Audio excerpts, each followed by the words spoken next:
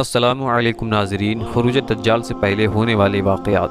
بیت المقدس کے آباد ہونے سے مدینہ شریف کی بربادی شروع ہو جائے گی۔ مدینہ برباد ہوا تو قسطنطنیہ فتح ہو جائے گا، اور اس کے فتح ہونے کے بعد جلد ہی دجال نکل آئے گا۔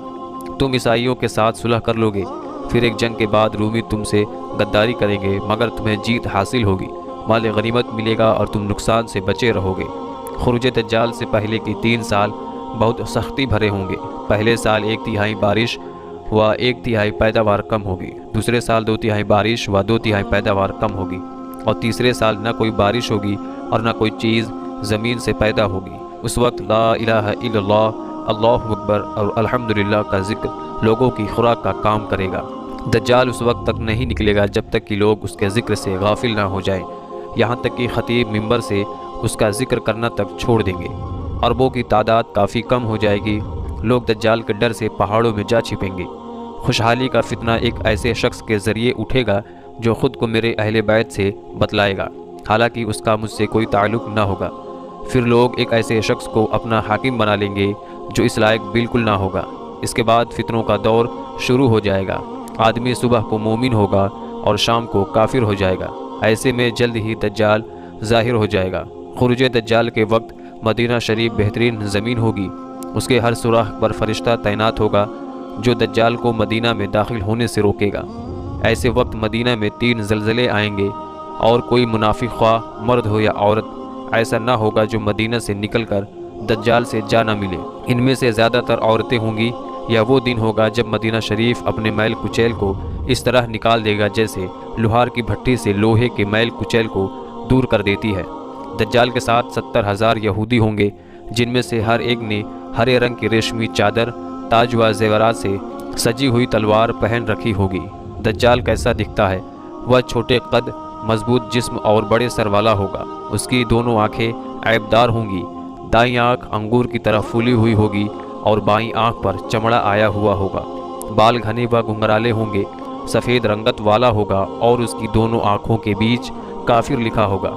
تمیم داری رضی اللہ تعالی عنہ کی دجال و جساسہ والی حدیث کے مطابق وہ ایک سمندری جزیرے میں قید ہے۔ آپ صلی اللہ تعالی علیہ وسلم کے زمانے میں موجود تھا۔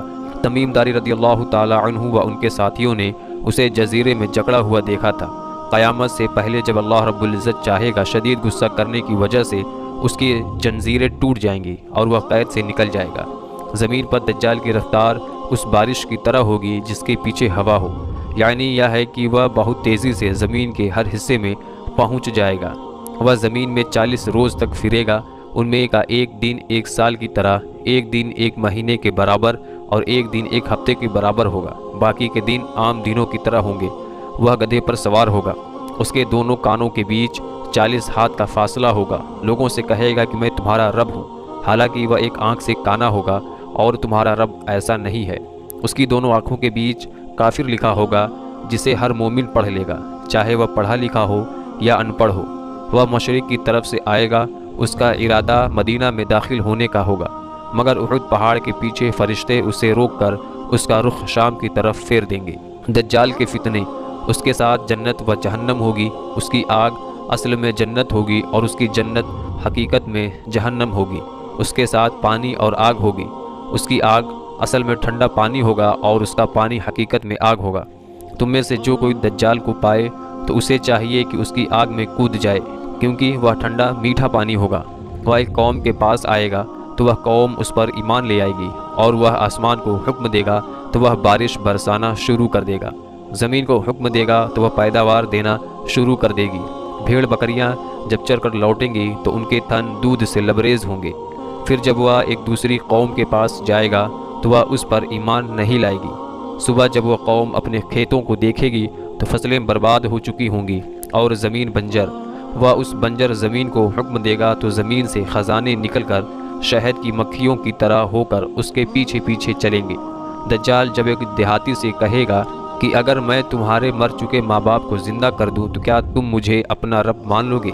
وہ حامی بھر لے گا تو 2 شیطان اس کے ماں باپ کی شکل میں اس کے سامنے آ جائیں گے اور کہیں گے کہ بیٹا اس کا کہا مانو، یہی تمہارا رب ہے۔ وہ ایک جوان کو تلوار مار کر اس کے 2 ٹکڑے کر دے گا، پھر کہے گا کہ میں اسے زندہ کر دوں گا، مگر یا مجھے اپنا رب نہیں مانے گا۔ وہ مردہ اس کے کہنے پر اٹھ کھڑا ہوگا۔ یہ جوان سے پوچھے گا کہ میرا رب کون ہے؟ تو وہ کہے گا کہ میرا رب اللہ ہے اور تو اللہ کا دشمن دجال ہے۔ اب سوال یہ ہے کہ جن لوگوں کی زندگی میں وہ ظاہر ہو وہ اس کے فتنے سے بچنے کے لیے کیا کریں؟ فتنہ دجال سے بچنے کے طریقے ہیں: دجال سے دور رہیں۔ جو کوئی دجال کے بارے میں سنے تو وہ اس سے دور رہے۔ دجال سے بھاگ کر پہاڑوں میں چھپ جائیں۔ اللہ رب العزت سے مدد طلب کریں۔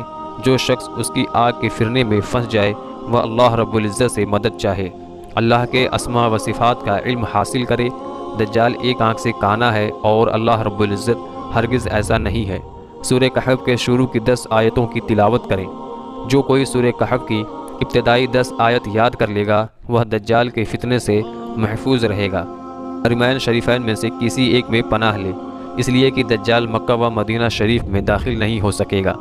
لوگوں کو دجال سے آگاہ کرتے رہیں۔ دجال اس وقت تک نہیں نکلے گا جب تک کہ لوگ اس کے ذکر سے غافل نہ ہو جائیں۔ علم دین حاصل کریں۔ جس نے دجال سے کہا کہ ہمارا رب اللہ ہے اور ہم اسی پر یقین کرتے ہیں اور اسی کی طرف ہم لوٹ کر جائیں گے اور تجھ سے بچنے کے لیے ہم اللہ رب العزت کی ہی پناہ چاہتے ہیں، تو ایسے شخص پر دجال کا کوئی اثر نہیں چلے گا۔ نماز کے آخر میں دجال کے فتنے سے اللہ رب العزت کی پناہ مانگے۔ آخری تشہد میں سلام پھیرنے سے پہلے یہ دعا کریں: اللہم انی اعوذ بک من عذاب القبر ومن عذاب الجہنم ومن فتنۃ محیای ومماتی ومن فتنۃ مسیح دجال، یعنی اے اللہ میں تجھ سے قبر و جہنم کے عذاب سے، زندگی و موت کے فتنے سے اور مسیح دجال کے فتنے سے پناہ مانگتا ہوں۔ دجال کو کون مارے گا؟ دجال جب حضرت عیسیٰ علیہ السلام کو دیکھے گا تو اس طرح پگھلنے لگے گا جیسے پانی میں نمک۔ وہ بھاگے گا مگر حضرت عیسیٰ علیہ السلام اسے بابلود جو کہ فلسطین میں موجود ہے کے قریب جا پکڑیں گے اور نیزہ مار کر اسے موت کے گھاٹ اتار دیں گے۔ پھر حضرت عیسیٰ علیہ السلام دجال کا نیزے پر لگا ہوا خون لوگوں کو دکھائیں گے۔ دجال کا انکار کرنے والے ماضی قریب میں کچھ علماء ایسے بھی گزرے ہیں جنہوں نے دجال کا انکار کیا اور اس مسئلے میں خطا کر گئے، جیسے شیخ محمد عبدہ کی نظر میں دجال کی کوئی حقیقت نہیں، یا صرف خرافات ہے۔ محمد فہیم ان کی نظر میں دجال سے مراد شر و فساد کا پھیلاوا ہے۔ کسی نے کہا دجال ظاہر تو ہوگا مگر اس کے ساتھ فتنہ اور جنت اور جہنم نہیں ہوں گے، تو کسی کی نظر میں دجال وغیرہ تو افسانے ہیں۔ ان میں سے اکثر کا کہنا ہے کہ دجال کا ذکر قرآن کریم میں نہیں ہے، حالانکہ ارشاد باری ہے جس روز تمہارے رب کی کچھ نشانیاں آ جائیں گی تو جو شخص پہلے سے ایمان والا نہ ہوگا اس وقت اس کا ایمان لانا کچھ فائدہ نہ دے گا، جس کی وضاحت اس حدیث سے ہوتی ہے جب 3 چیزیں ظاہر ہو جائیں گی تو کسی ایسے شخص کا ایمان لانا اسے فائدہ نہ دے گا جو پہلے سے مومن نہیں ہوگا: خروج دجال، خروج دابہ، زمین سے ایک بڑے جانور کا نکلنا، اور سورج کا مغرب سے طلوع ہونا۔ آخر میں یہ جان لیں کہ شرک خفی دجال سے زیادہ خطرناک ہے، ساتھ ہی گمراہ پیشوا علماء دجال و فتنے سے زیادہ خوفناک ہے۔ حضرت عمر رضی اللہ تعالی عنہ نے فرمایا تھا: خبردار، تمہارے بعد کچھ لوگ ایسے آنے والے ہیں جو رجم، دجال، شفاعت اور عذاب قبر کا انکار کریں گے۔ وہ اس بات کا بھی انکار کریں گے کہ اللہ رب العزت ایک قوم کو جہنم سے نکال کر جنت میں داخل کرے گا، حالانکہ وہ جل کر کوئلہ ہو چکے ہوں گے۔ فتنوں والی احادیث کو جان کر ہم نا امید نہ ہوں بلکہ اپنے ایمان میں پختگی لائیں اور ثابت قدم رہیں۔ اللہ رب العزت سے دعا ہے کہ وہ ہمیں فتنہ دجال سے محفوظ رکھے، ہماری خطاؤں کو درگزر فرمائے اور ہمیں اپنے دین کی سیدھی راہ پر چلائے۔ آمین۔